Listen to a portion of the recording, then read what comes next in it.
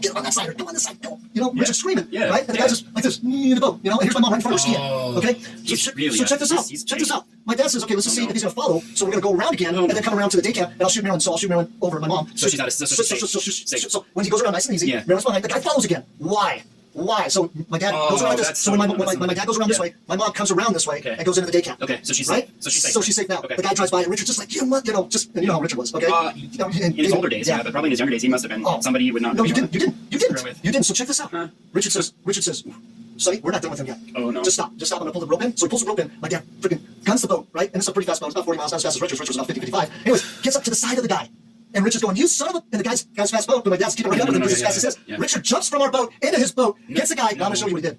No way. I don't know if you can see me. I don't think you can see me. So check this out. Jumps in the boat, okay? Jumps in the boat. The guy startles, right? Now he's looking at Richard like this. Richard grabs him, and he's like this, and goes, if you ever